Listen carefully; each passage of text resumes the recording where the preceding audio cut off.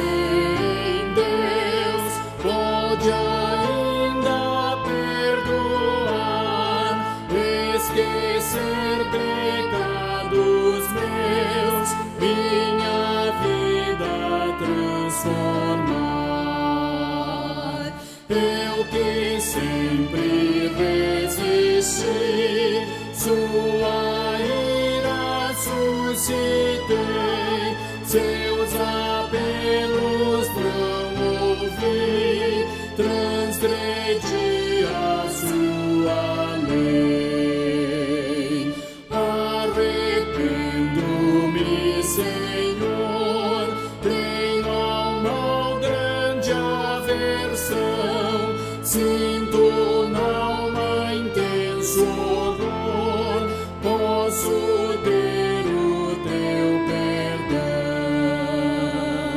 Mansamente diz Jesus, quero a paz te conceder, a salvar-te fui à cruz, salvo está se podes crer.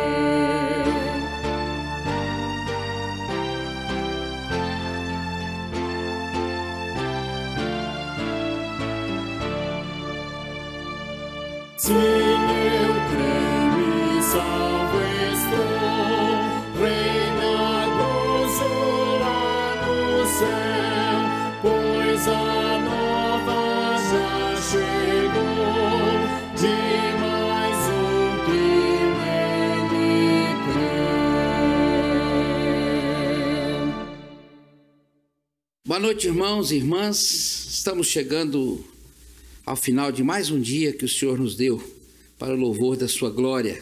Domingo é o dia que nós separamos para o nosso culto, a nossa adoração, seja familiar, seja como igreja, na comunhão com os irmãos. Infelizmente, ainda impossibilitados de nos reunirmos presencialmente, mas vamos levando a vida conforme Deus nos permite que levamos.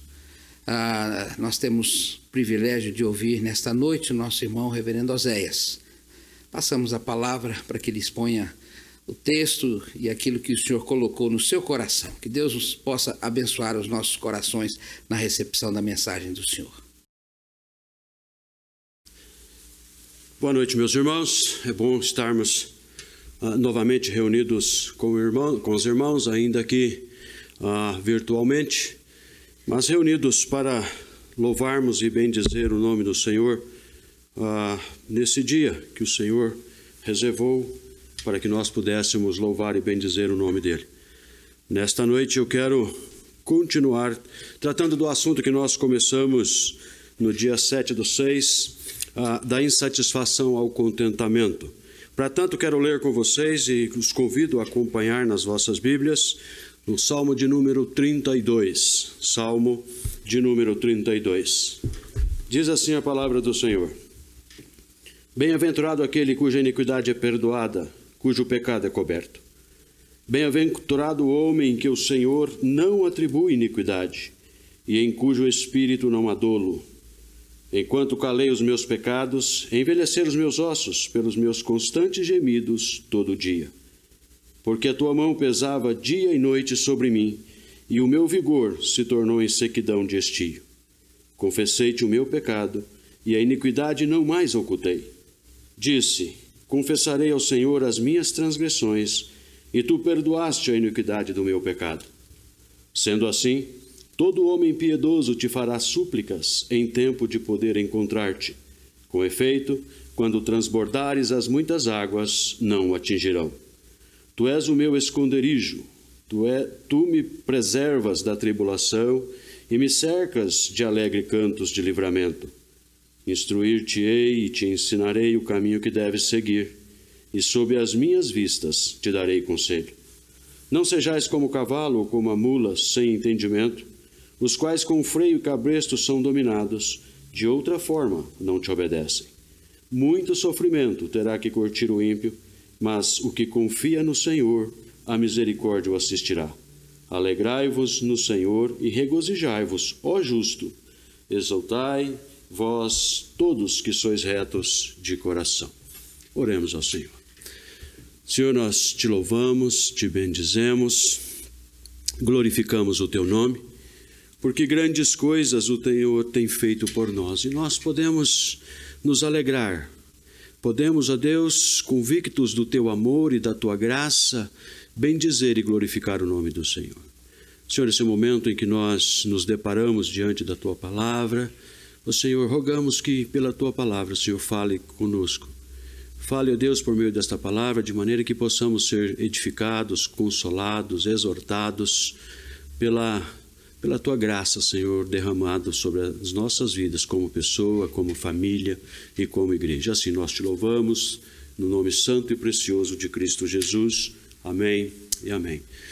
Irmãos, na primeira mensagem desta série, nós conversamos então sobre o Salmo 1, ou nós meditamos no Salmo 1, o qual nós demos o nome de Salmo Diagnóstico, porque esse era o salmo em que, ao meditar, nós percebemos como o salmista, tratando da tese que ele traz no Salmo 1, dizendo como é feliz o homem, e ele diz que o resultado da verdadeira felicidade, o resultado de nós sermos conduzidos de momentos de insatisfação para a felicidade ou para o contentamento, se concentra no manual deixado pelo Criador àqueles que o temem. E ele vai dizer como é feliz aqueles que meditam na palavra do Senhor de dia e de noite, aqueles que fazem da sua regra de fé e prática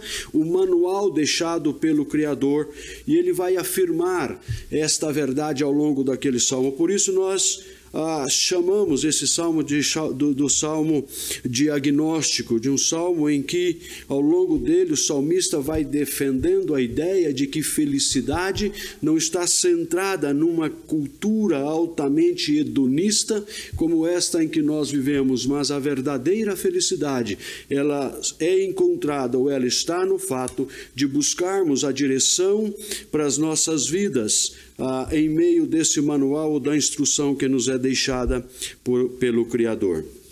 E hoje, e cada vez ou cada ano que passa, vai se tornando um tanto quanto mais difícil de tratarmos desses assuntos, ou de assuntos como esse, de conduzir a nossa verdadeira felicidade ao contentamento por meio desse manual, por meio dessa instrução. Por isso, eu quero meditar com vocês sobre o que a Bíblia nos afirma, ou como Deus nos afirma por meio das Escrituras, que o verdadeiro contentamento, que a verdadeira felicidade, ainda que vivendo num tempo de uma cultura altamente hedonista, ela não se encontra no caminho dos pecadores, ela não é encontrada na roda de escarnecedores, ela não é encontrada na cultura que constantemente tenta nos convencer de que ela tem a solução para a verdadeira felicidade. E ainda, onde a ideia de prazer é o propósito ou meta de vida. E essa filosofia de caráter hedonista vem sendo assimilada no contexto da igreja, onde a diminuição do interesse pelo verdadeiro ensino adequa a uma conduta e exercício fiel das Escrituras, ou da disciplina que vai diminuindo cada vez, trocando-se tudo pelo mote sentir-se bem. E a Bíblia diz que existe um caminho mais seguro, um caminho mais viável para aqueles que de fato esperam ou buscam encontrar a verdadeira felicidade, a verdadeira direção para as suas vidas. Lido então o Salmo 72, nós vamos chamar esse salmo do Salmo do reprovado. Ou seja, esse salmo não é um salmo do ímpio. Esse salmo não é o salmo daqueles que viram as suas costas para Deus e vivem de qualquer maneira. Não, esse é o salmo do reprovado. É o salmo daquele que meditou no salmo primeiro, que ao descobrir que a verdadeira felicidade só pode ser encontrada de fato em Deus, ele faz desse manual, ele faz da palavra de Deus sua regra de fé e prática, e ele faz esse compromisso de deixar-se conduzir por esse manual, mas ao longo da caminhada ele tropeça. Ao longo da caminhada ele comete equívoco, ao longo da caminhada ele comete deslizes. E esse é o salmo, então, que é o salmo que nós o chamaremos de o salmo do reprovado. Portanto, esse salmo, e o reprovado descobre então aqui outra fonte de satisfação, que é o contentamento com o perdão. O salmista vai dizer, ou Davi vai dizer, que uma das fontes de verdadeira alegria que nos move da insatisfação ao contentamento é quando nós descobrimos o perdão de Deus para a vida de homens e mulheres que vivem uma vida de constante rebeldia contra Deus. Por isso ele começa também o Salmo 32, fazendo também uma declaração, ou defendendo uma tese, que é a mesma tese do Salmo 1. Ele vai dizer, bem-aventurado aquele que... E no versículo 2 do Salmo 32, ele ainda diz, bem-aventurado o homem a quem. Ou seja, a tese e a declaração de Davi nesse salmo é que uma das coisas que move a vida do cristão, a vida daqueles que fizeram um compromisso de andar na presença de Deus, de ter as suas vidas direcionada pelo manual de Deus para as suas vidas, é que ele também é bem-aventurado, ele é feliz. E ele defende, então, dentro dessa tese, 4 razões. E a primeira razão que ele diz que como é feliz o homem, ou aquele em cuja a sua caminhada tem sido reprovado, ele vai dizer que a primeira razão são que as suas transgressões ou as suas iniquidades são perdoadas.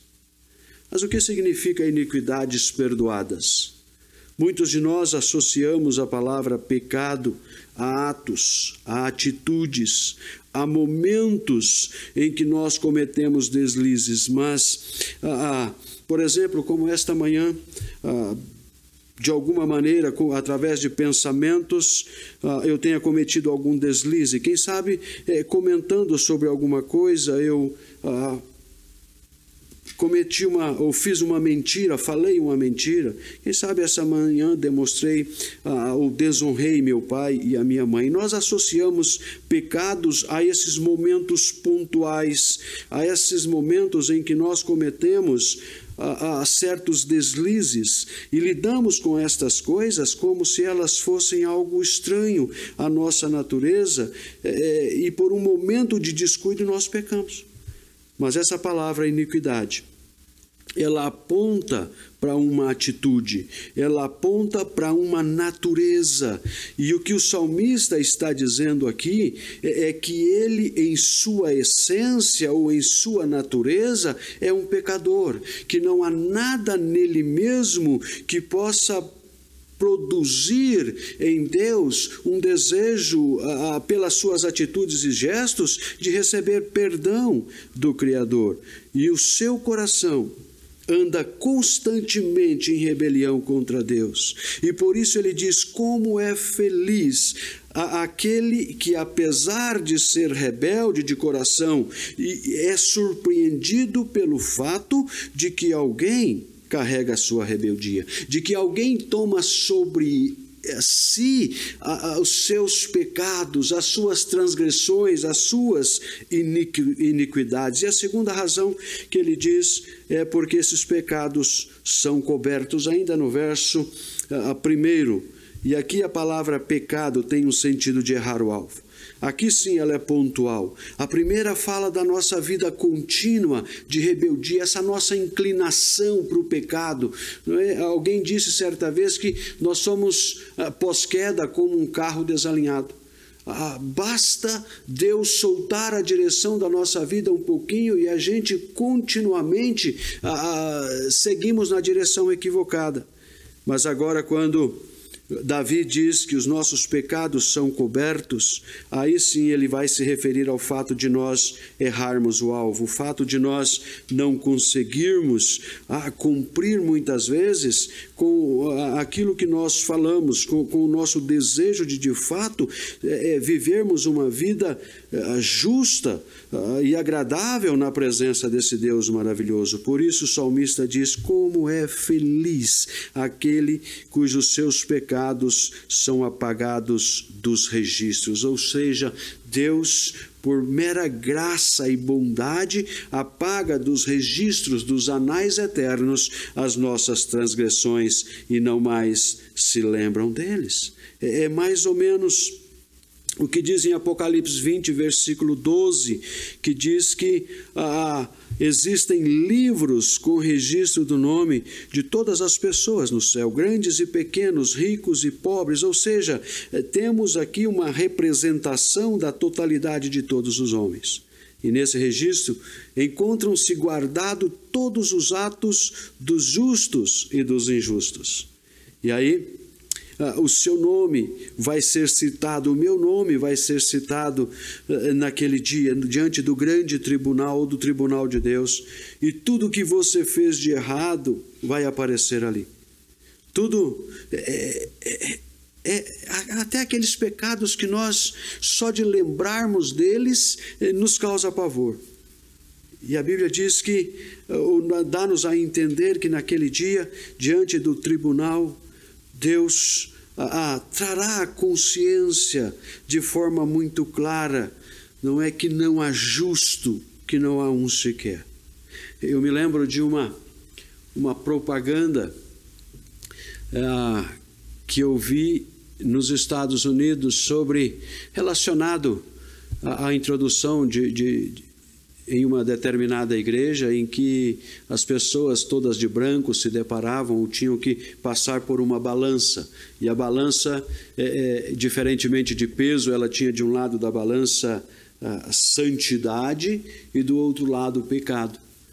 E todos igualmente precisavam subir naquela balança, e ela em momento nenhum ela inclinava para o termo de ser santo, ou seja, cada um de per si era incapaz de ter vivido uma vida capaz de agradar a Deus. E quando as pessoas iam passando por aquela balança, pecado, e aí vinha um anjo e o conduzia no sentido de que aquele estava condenado, até que em determinado momento sobe naquela balança os eleitos, ou aqueles que foram resgatados, aqueles cujos seus pecados foram perdoados, e a balança não age diferente, ela acusa que não há justo, não há um sequer, que aquele também fora pecador, mas no momento em que o anjo toma para levá-lo no sentido de condenação, é como se Cristo aparecesse e tomasse aquela pessoa, dizendo que o pecado, a transgressão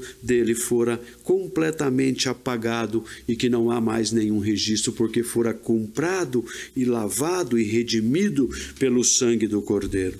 É mais ou menos isso que o Davi está dizendo: como é feliz aquele cujos seus pecados são apagados.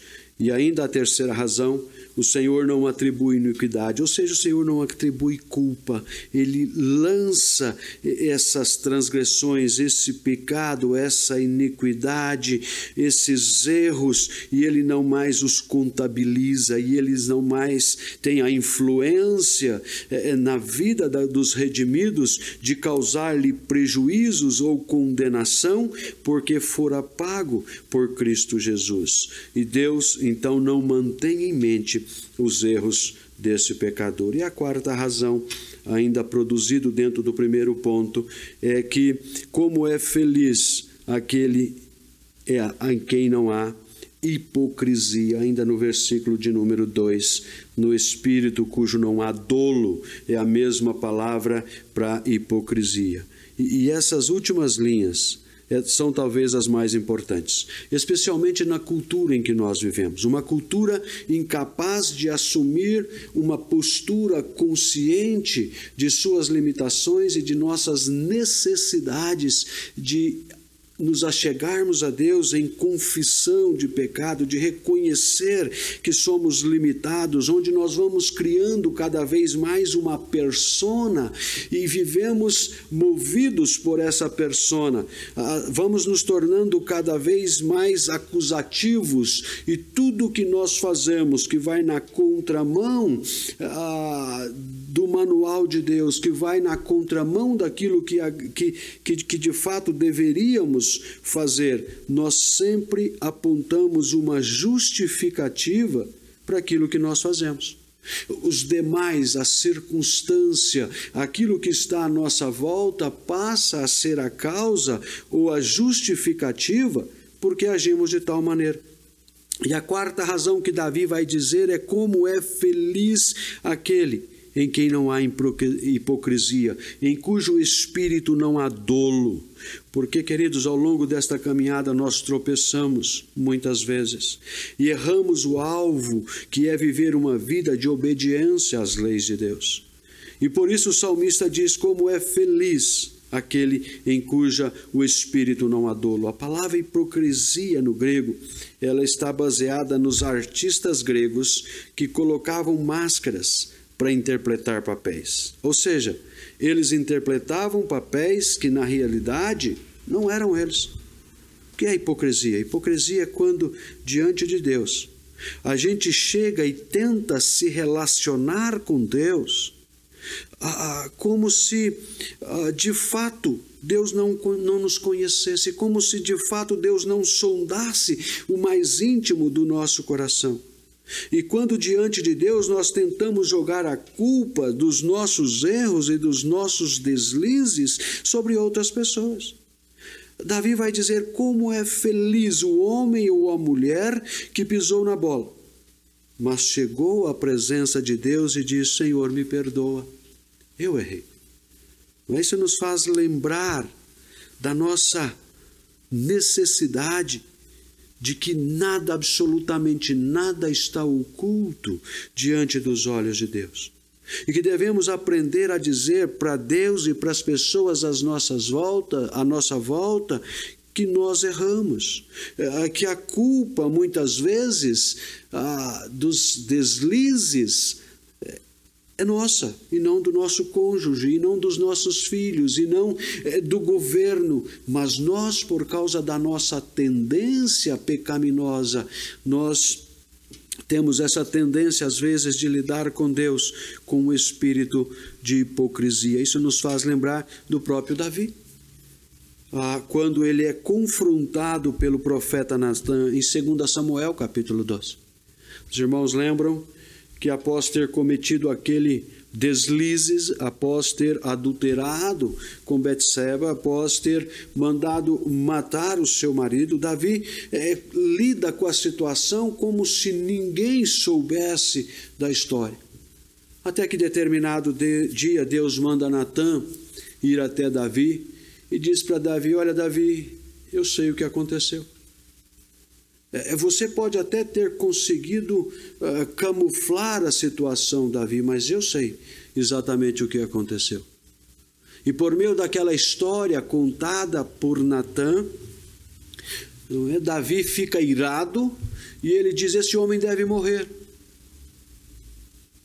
E Natan aponta para Davi e diz: olha, Davi, esse homem é você. E naquele momento em que Davi é confrontado pela palavra de Deus, ele não diz que a culpa era de Betseba porque estava tomando banho numa hora que não devia, ele não diz, ele não arruma desculpas para camuflar o seu pecado, mas ele reconhece diante da exortação que Deus conhece todas as coisas, e ele diz: eu sou culpado, eu errei, a culpa é toda minha. E queridos, no tempo em que nós vivemos, onde constantemente o pecado já não é mais chamado de pecado. As coisas são, vivendo numa cultura cada vez mais pragmática, funciona aquilo que dá certo, como tem tornado comum nós nos desviarmos dos valores e propósito de Deus e culparmos sempre a situação à nossa volta. Davi reconhece o seu erro, ele diz: eu errei, a culpa é minha. Davi não opta por lidar com a hipocrisia e por isso ele é perdoado. Um outro exemplo das Escrituras é a parábola do filho pródigo, quando ele volta para a casa do pai em Lucas capítulo 15. Aquele filho que se rebela contra o pai, pegou toda a herança, foi embora da casa e torrou toda aquela herança de maneiras mais adversas, com mulheradas, e gastou tudo quanto havia herdado. E quando ele está na lama, literalmente na lama, ele decide voltar. Mas o interessante é que antes dele voltar, ele levanta e diz: eu vou voltar para a casa do meu pai e vou dizer assim: pai, eu errei. Qual a última vez que você, esposa, ouviu seu marido dizer que errou? Quando foi que você, esposa, pela última vez, ou qual foi a última vez que você disse para o seu marido que a culpa é sua? Constantemente temos a tendência, ou somos tendenciosos a lidar com a nossa situação de forma hipócrita, ou criando para nós uma persona que a gente que nós tentamos de alguma maneira mostrar para as outras pessoas, mas Deus nos sonda e Ele conhece o mais íntimo do nosso coração. E quando nós fazemos isso, isso gera insatisfação, isso gera tristeza, isso gera desconforto nas nossas vidas. Portanto, nós devemos aprender com o salmista, ou com esse salmo, e com Davi nesse salmo, dizendo: como é feliz aquele cujas iniquidades são perdoadas e no seu espírito não há dolo. Mas uma segunda razão, uma segunda causa que o salmista traz para nós nesse texto, tendo como salmo do fracassado, é que ele conta, ou ele compartilha conosco a sua experiência. Salmo 32, versículo 3 e 4. Ele diz: enquanto calei os meus pecados, envelheceram os meus ossos pelo meu constante gemido todo dia. Porque a tua mão pesava dia e noite sobre mim, e o meu vigor se tornou em sequidão de estio. Perceba aqui as palavras do salmista: enquanto me calei. E essa é muitas vezes a nossa tendência. Nos esquecemos de que a Bíblia nos convida a vivermos uma vida de confessar, ou dá-nos a oportunidade de confessarmos diariamente os nossos pecados, exatamente por causa da nossa inclinação. Cometemos pecado contra Deus continuamente, seja por palavra, por pensamentos, por omissão, mas vivendo numa cultura em que justifica todas as coisas, quase nunca percebemos a nossa necessidade de separarmos tempo para Deus e confessarmos a Ele cada uma das nossas iniquidades. E o salmista vai dizer, ou Davi vai dizer, por meio da sua experiência, ele traz algumas consequências, ou 3 consequências na sua experiência prejudicial àqueles que calam diante dessa situação. Ele vai dizer: enquanto fiquei em silêncio, ou enquanto não pronunciei o meu pecado, veja a primeira consequência que o salmista vai dizer: o meu corpo então passa a sofrer por causa da agonia de minha alma, ou das nossas almas. 32, 3: enquanto me calei, os meus ossos envelheceram. Essa é a experiência que Davi tem, uma doença psicossomática, uma doença que em si ela não traz nenhum prejuízo no corpo, no sentido de ser física, mas espiritual, uma doença na alma que gera uma sequidão, que gera um estio, que gera consequência séria na alma daqueles, no corpo daqueles cuja a iniquidade não fora confessada. Enquanto calei os meus lábios, diz ele, gente que carrega culpa há anos, que não consegue perdoar e continuamente anda sendo oprimido por essas circunstâncias, vai ao médico por causa de vários sintomas físicos e os médicos dizem, olha, eu não consigo diagnosticar coisa alguma, você está bem fisicamente, mas a pessoa tem sintomas. Davi diz que esta é uma consequência quando nós não confessamos ao Senhor os nossos pecados. Pessoas que são incapazes de assumir os seus erros, relacionamentos são rompidos, familiares, relacionamentos entre amigos, simplesmente porque não conseguem assumir o erro cometido, não conseguem confessar esse pecado, eles optam por se calar e, como resultado, seu corpo vai definhando. Tudo isso porque são incapazes de assumir a culpa e dizer, eu errei. Mas Davi ainda traz uma segunda consequência para aqueles que calam diante, ao invés de confessar os seus pecados. Ele diz, pois dia e noite a sua mão pesava sobre mim. 32:4 na parte A do versículo, Davi diz isso, ou seja, diferente da pessoa do Salmo 1, que tem o seu prazer na lei do Senhor e nela medita de dia e de noite, e a palavra de Deus é para ele doce como favo de mel, que a palavra de Deus traz vigor à sua alma. Nesse capítulo, nesse salmo, Davi vai dizer que aqueles que se calam, a mão do Senhor pesa sobre a vida deles. Mas por isso, quando optamos pelo caminho dos ímpios e pisamos na bola, mas escolhemos ficar em silêncio, como se Deus não soubesse de nada, e escolhemos a hipocrisia. Sabe o que acontece? Dia e noite a mão do Senhor pesa sobre as nossas vidas, porque a relação com o Senhor é quebrada e Deus sabe que esse caminho nos leva à morte, e por isso Ele pesa a sua mão para nos darmos conta de que esse não é o caminho e dessa forma nos levar ao verdadeiro arrependimento. Por isso Provérbios 3:12 diz, porque o Senhor repreende a quem ama, assim como o pai ao filho a quem quer bem. Hebreus 12:6 diz, porque o Senhor corrige a quem ama e açoita a todo filho que o recebe.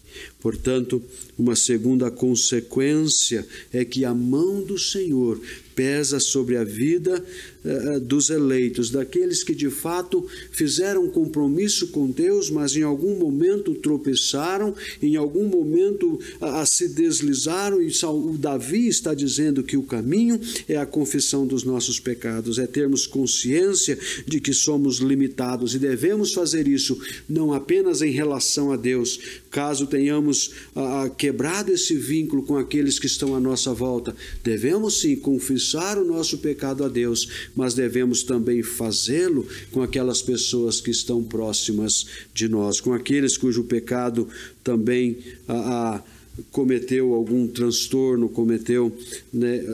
foram participantes do nosso deslize e do nosso equívoco. E a terceira consequência é que a minha força vai se esgotando, é o que diz o salmista ainda no Salmo 32, versículos 4. Ele diz, sabe por que a força do salmista se esgota?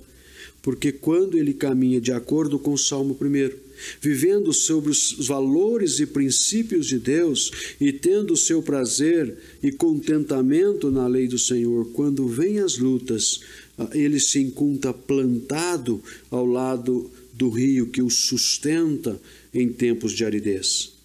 Mas quando ele opta por andar nos caminhos dos ímpios, e ele deixa de ser como uma árvore plantada à beira do rio de águas correntes, e quando chega a seca, ele precisa lidar com o problema com a sua própria força, e a consequência o leva à depressão, o leva a estresse. Por isso o salmista diz que devemos, de fato, andar ou buscar continuamente a presença de Deus, confessarmos a Ele os nossos pecados, e todas estas consequências que o salmista vive, como sofrimento por causa da agonia de sua alma, o sofrimento pelo fato da mão de Deus pesar sobre a sua vida, o sofrimento por ter as suas forças se esgotando, estão ligados apenas a esta frase: enquanto me calei os meus pecados, enquanto calei os meus pecados.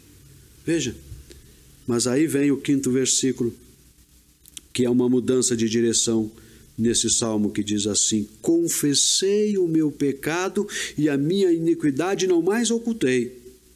Disse: confessarei ao Senhor as minhas transgressões, e tu perdoaste a iniquidade do meu pecado. O salmista percebe, o Davi percebe que o caminho do verdadeiro contentamento é descobrir o valor do perdão, é entender que Deus nos perdoa mesmo quando nós temos uma natureza completamente inclinada para uma vida de rebeldia. Quando nós confessamos a Ele o nosso pecado, Davi percebe que isso é o que de fato traz contentamento, traz verdadeira felicidade, o fato de pararmos de momentos ou dia após dia para meditarmos nesta graça imerecida, nesse favor de Deus para a vida de homens e mulheres limitados, que lida com Deus de forma sincera, sem hipocrisia, que se aproxima dele, confessa as suas limitações, confessa os seus deslizes, é capaz de reconhecer as suas limitações, buscando nele toda a força, buscando nele o perdão, buscando nele a direção. Não, porque o salmista, o Davi, não vem à presença de Deus e confessa seu pecado, reconhecendo que ele errou e ponto. Ele vem à presença de Deus e diz: Senhor, a culpa é minha, pois o meu coração é rebelde, eu optei em escolher o caminho dos ímpios. E aí, o salmista então rompe com o silêncio. E portanto, querido, o que move o salmista e nós da insatisfação ao contentamento, segundo esse salmo, segundo o salmo do reprovado, está dentro desse contexto. O que está dentro desse contexto é romper com o nosso silêncio diante de Deus e dedicar mais tempo na presença de Deus, confessando a Ele os nossos pecados. Mas tem outra dimensão também, e é quando nós pecamos não somente contra Deus, mas pecamos também contra o nosso próximo. E aí, esse romper o silêncio e confessar envolve não apenas Deus, mas envolve também a essa outra pessoa a quem ferimos com as nossas atitudes. E aí existem duas fontes, então, de felicidade. No Salmo 1, diz como é feliz, que diz que se nós vivermos conforme os valores e princípios de Deus, Deus vai nos conduzir ao contentamento, por meio da sua palavra, por meio desse manual. Por isso o Salmo 1 nos convida a manter fiel e comprometido com a palavra de Deus. Mas o Salmo 32 diz que se nós tropeçarmos, que quando nós errarmos o alvo, segundo o Salmo 32, ainda existe a possibilidade de sermos movidos da insatisfação ao contentamento. Tudo que você precisa fazer é admitir a sua culpa e confessar o seu pecado. Você será perdoado de seu erro e rebeldia em relação aos valores e princípios de Deus. Mas é interessante nós observarmos ou fazermos aqui, trazermos esse contexto, tanto do Salmo 1 como do Salmo 32, para a realidade do Novo Testamento em Cristo Jesus, porque o Salmo 1, ele, relacionando o Salmo 1, bem-aventurado aquele aquele que faz compromisso com a palavra de Deus, indo até 1 de João, capítulo 2, versículo 1, parte A, diz: filhinhos meus, estas coisas vos escrevo, para que não pequeis. Assim como o justo do capítulo 1, que faz, do Salmo 1, que faz o voto de viver uma vida de obediência, não andando no caminho dos ímpios, não se assentando na roda dos escarnecedores, João escreve para aquela igreja dizendo: filhinhos meus, estas coisas vos escrevo para que não pequeis, para que a sua vida seja conduzida, direcionada, de fato, pelo manual de Deus, que você tenha nesse manual a sua alegria, fonte de verdadeira felicidade e contentamento. Mas, relacionando agora o Salmo 32, a parte 2, ou a parte B do versículo, ainda em 1 João 2, ele diz, em que o salmista, em que você, tendo feito esse voto, ou essa decisão de caminhar com Deus, em algum momento você é reprovado. João também escreve dizendo: se todavia alguém pecar, temos um advogado junto ao Pai, Jesus Cristo, o justo.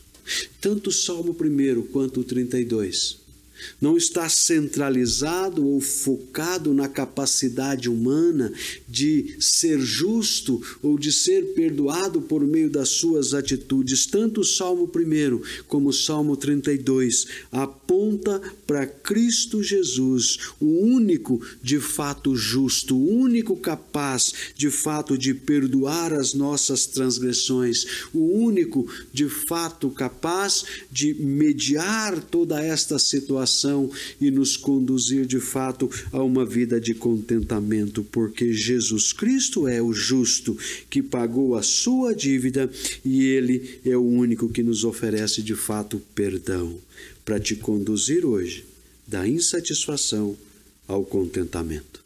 Por isso, a conclusão do Salmo 32, versículo 10b e 11 diz: mas o que confia no Senhor, a misericórdia o assistirá.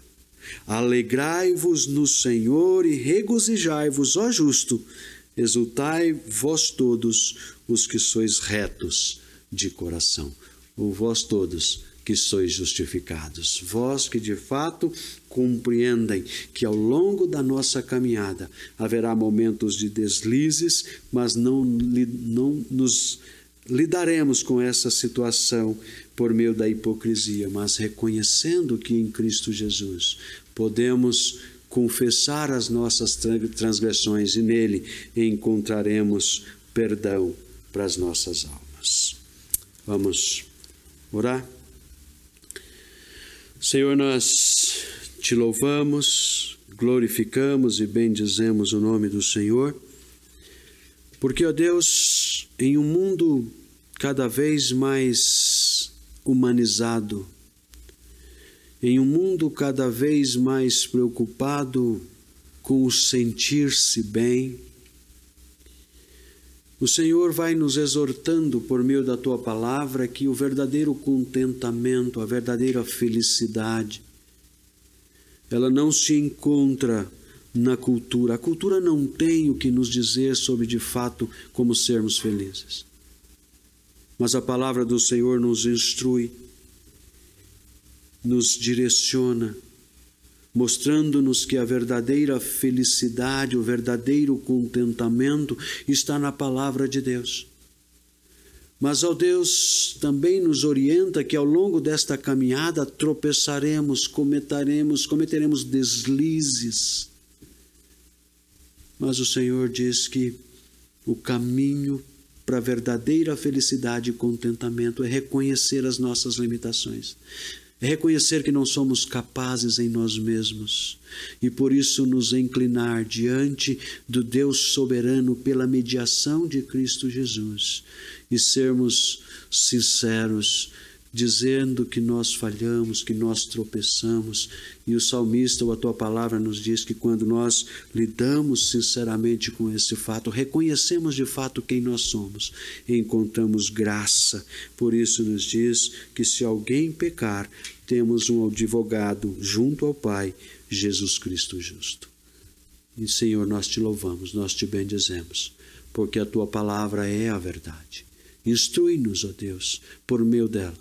E de fato, alegra, ó Deus, o teu povo, não por meio das coisas culturais, mas por meio da tua palavra, nos perdoando, nos conduzindo, nos transformando cada vez mais à imagem e semelhança de Cristo Jesus.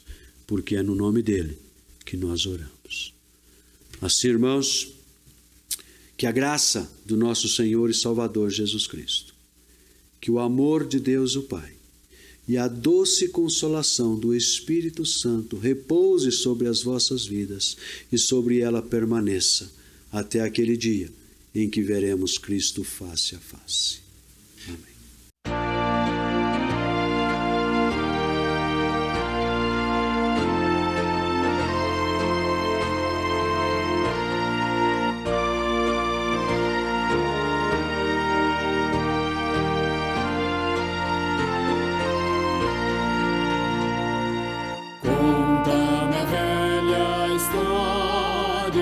Do grande Salvador, de Cristo e sua vida, de Cristo e seu amor.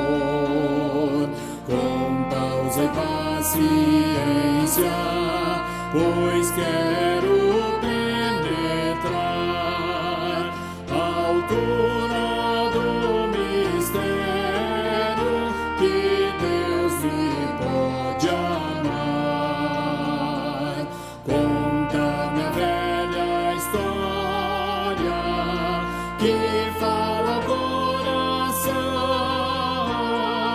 de Cristo e sua glória, de Cristo e seu perdão.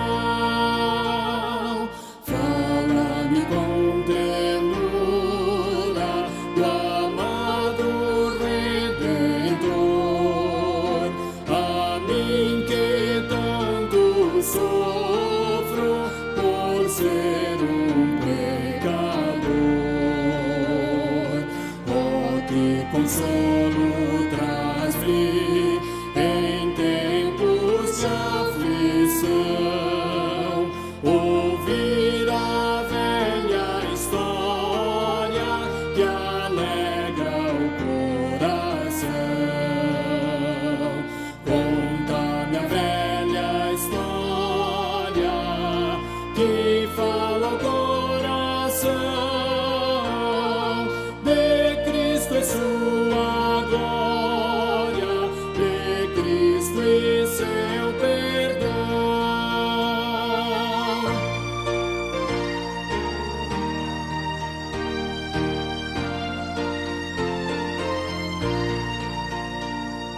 Se o brilho deste mundo toldar dos céus a luz, ó, narra com ternura a história de Jesus. E quando enfim a aurora do mundo além raiar, recorda a velha história que Deus me quis salvar. Conta-me a velha história que fala ao coração de Cristo e sua